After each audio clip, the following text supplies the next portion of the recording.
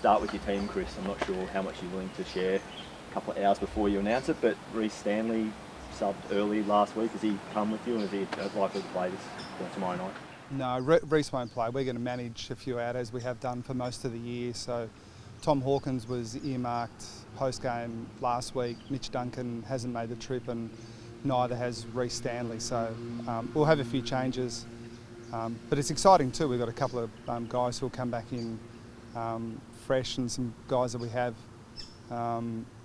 earmarked for quite a while that we think are suited to these conditions. Is Toby Conway one of those? Your hip flexor nickel, is he okay, and is he likely to play? Yeah, he'll almost certainly play. So we were hopeful that he was actually planned to play last week, but just had this little hip flexor issue that was probably touch and go, but we don't take any risks with any of our players. But Toby's right, up at the top of the priority list when it comes to just being a little bit careful. So if anything, it's left him in, we think, really good shape to play well tomorrow night. It's obviously a lot of experience that you've rested and quality from your team this week. How do you weigh that up, trying to chase the short-term success of a win versus your overall picture of a long season and trying to manage these guys to the finish line? Yeah, it's complicated. You can't, I don't think, satisfy every requirement every single week. But as a guide, we try not to get too beholden to the opposition we're playing. We do think a little bit about the length of break and the venue and those sort of things, but the overwhelming priority is to look at it at an individual level. And so Tom Hawkins and Mitch Duncan and Reece Stanley, I'm loath to say at their age, because the age is not necessarily the deciding factor. It's more just how we think about their season overall. So we've worked pretty hard with our list management to build what we think is a deep list, and ideally we're getting to the point where while we'd like to have some guys in the team, their replacements offer something really valuable as well. We think that's the case this week. Did you consider bringing Tom Hawkins given Jeremy Cameron was ruled out? Yeah, it's an interesting question. We did, and Jeremy was ruled out pretty quickly after the game, so we had time to think about it. But in the end, our sort of medium-term planning, I guess, sort of overrode that, potential need to get Tom into the team. And again, Shannon Neale's someone we've been trying to get into the team for quite a while. He came in against North Melbourne, I think it was round 5, and played really well, well enough to hold his spot. But Hawkins came back in the next week, so we think we've got a good in there, and it gives us a chance just to give a little bit of a different look, in the conditions which we rarely play in this heat, but we do play in slippery conditions. So that was something that factored into our thinking. And how big an opportunity is this for Shannon Neale, having to fill the void of Hawkins and Cameron? Yeah, it's an opportunity, but we're really wary that we don't build it up to be a situation where he's got 4 quarters of AFL footy to prove himself. That's not the way we're thinking about it. He shouldn't go in, and I'm confident he won't go in, thinking that this is his one chance, and if he doesn't nail it, that he won't get another. We will find ways to get him into the team almost irrespective of how things are going. But I'm confident that it won't be as difficult as that. He'll just play well enough over time to find a way into our team. He's a really talented young man. Some people are saying that the AFL should have forced Jeremy Cameron from the field after he copped that head knock in your last game. I mean, does there need to be more clarity around what happens here when a player suffers a head injury like that? Well, I mean, the way the rules are at the moment, I'm very removed from it. So, I mean, if you forced me to think about it a bit more, I could give you an opinion. But because it is something that's really quarantined from the head coach's decision making, I've taken what I think is the logical approach to not delve into it too much, like irrespective of sort of what I thought. Even if I did give a bit more thought to it, I wouldn't get a say in it anyway. So, and I think that's appropriate. So, it's an interesting conversation, but just one that I can't really contribute to. Is there any need for the club to review the process of Friday night, or are you all happy from your end? Well, from my end, I'm just none the wiser. I'm just completely oblivious to it. Now, I could go and ask questions, but I just don't think that's appropriate or helpful. Do you know if the AFL sought clarity from the club at all? No. And how is Jeremy? Yeah, I don't know.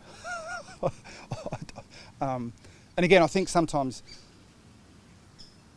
coaches at press conferences kind of get drawn into giving an opinion that they really don't have any knowledge on. Like, I could give you a really glib kind of response that would be making a whole range of assumptions, but I'm just so removed from that process that I couldn't comment intelligently. How big of an opportunity is this Thursday night's game for some emerging players, given the amount of experience that's out? Yeah, it's a positive way of looking at it, we think. But again, it's a bit similar to the Shannon Neal one. We're not saying to those guys that will get their opportunity that kind of, this is it, boys. You got to take your chance now, or it won't be there next time.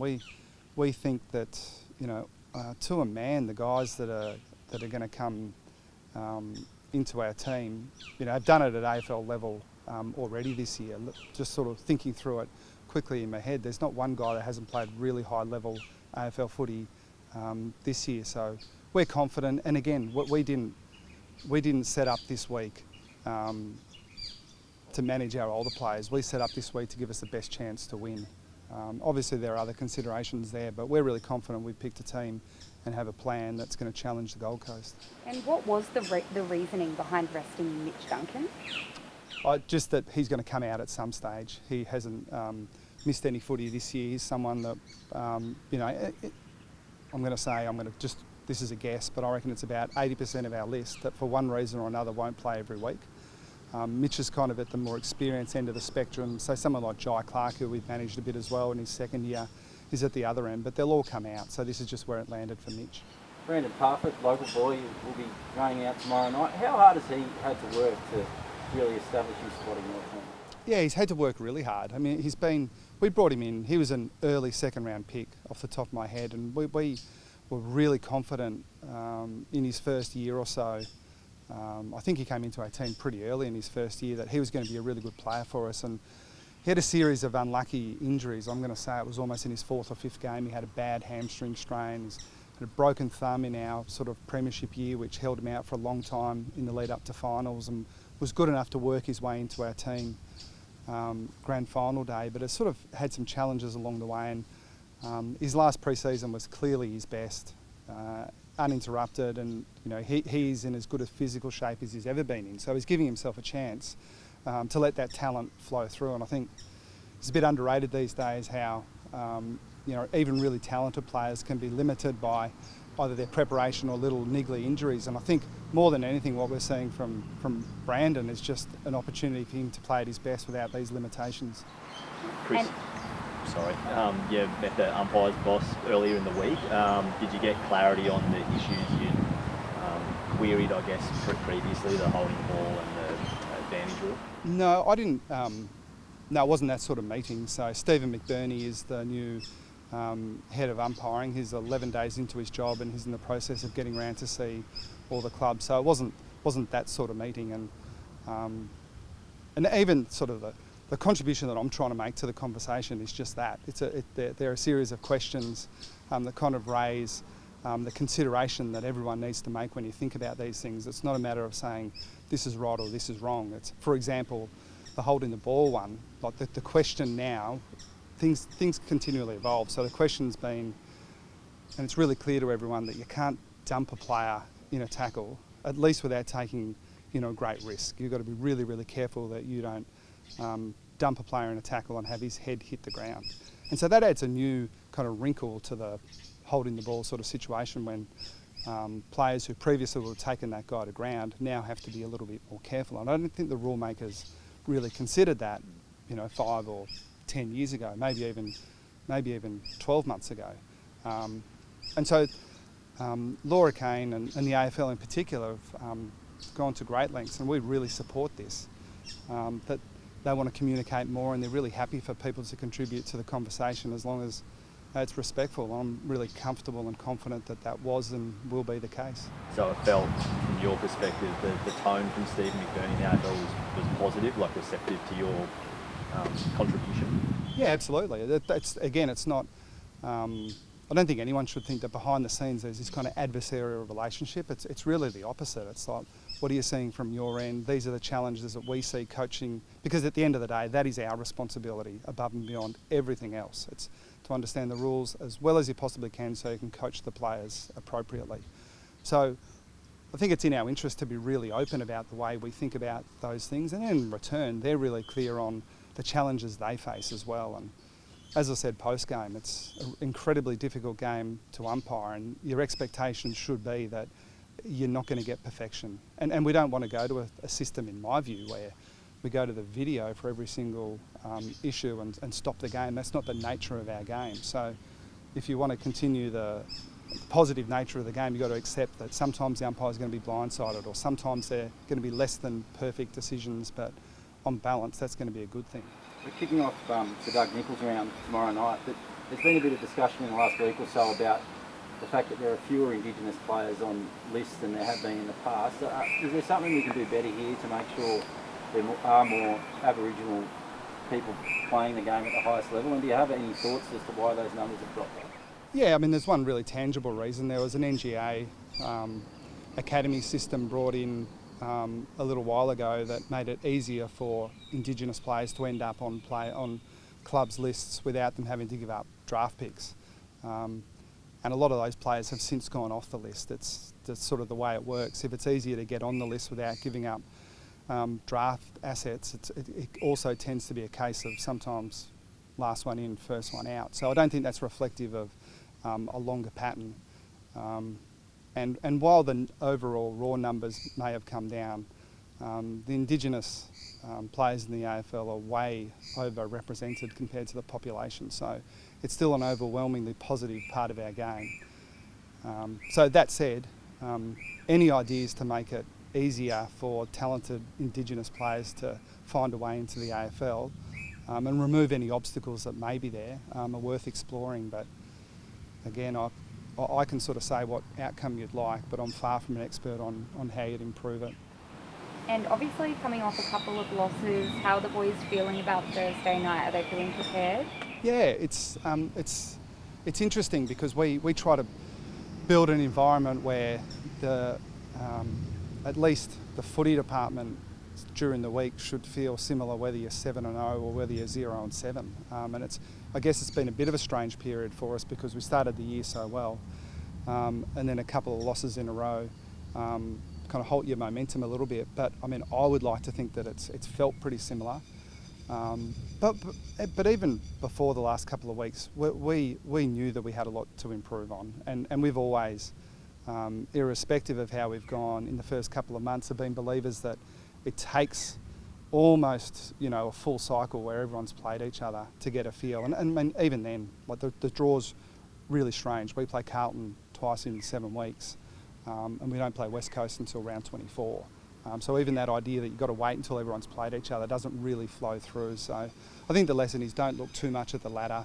Don't get too happy with yourself if the win-loss is good, and if you have a few poor games over the course of the season, I think every team's going to have that. So try to keep it even, and I think we've done that. And again, we've looked to attack this week from a long way out. We knew that we were playing up here against the Gold Coast in October, and we've thought about it consistently since then. Is Tom Stewart the best mature age recruit we've seen in the AFL in the last 50 years? Yeah, easily. But I'm so biased, you shouldn't even listen to what I say. I mean, I don't even know who the other candidates are. But I mean, if he's not the best player in the game, he's in the top handful, in my opinion. Again, horrendously biased and Geelong point of view, that one. But I think the AFL had James Podsiadly at number 2. So. Oh, did they? Okay, well, he's much, much better than Pods. No doubt about that. But yeah, if Pods is 2, then that's good. The Cats. I mean, again, we do joke about it a little bit. We are an older list, and that's been a little bit out of necessity and a little bit by design. But the other part that we're proud of, without sort of patting ourselves on the back too much, is that Tom's a local boy, and we've always biased our list management towards the local guys, and for someone to come out of pretty much South Barwon as a 21-year-old and be one of the best players in the game is a great story. And obviously being the Sir Doug Nicholls round, do you hope that having rounds like this might encourage more young Indigenous footballers to come and play AFL? I hope so. I mean, I wouldn't like to. I wouldn't like to suggest that because we have rounds like these that it solves all the problems, but by making it a little bit more visible, I mean, maybe there is a case to be made that, you know, a young Indigenous boy watching the Cats play Sir Doug Nicholls round and seeing a little bit of, or a bit more of Brandon Parfitt's story, or you know, the other Indigenous players around the competition might inspire them to think that, well, if it's possible for them, it's possible for me. So, you know, if that's just something little that happens from it, then I think it is something well worth doing. Brandon's younger brother, Kelvin Ferris-Chong's been carving it up in the local competition. Is he someone who's on your radar? Well, I'll get Andrew Mackey, who's just out of shot, to come in and talk about that, because that's more his remit than mine. But Stephen Wells will be up here as well, watching them as well. Like I mean, probably two. Like even playing the Gold Coast, like they've got some, you know, they have, you know, an interest in this region, and I think they've done a great job of, you know, promoting the Indigenous boys, and even kind of Damien Hardwick at Richmond. Sort of before that, they play a style of game that seems to suit a few of those boys. Yeah, it's in a way you'd like to spend a bit more time up here and see it for yourself, but just a little outside of what it is that I do as a head coach.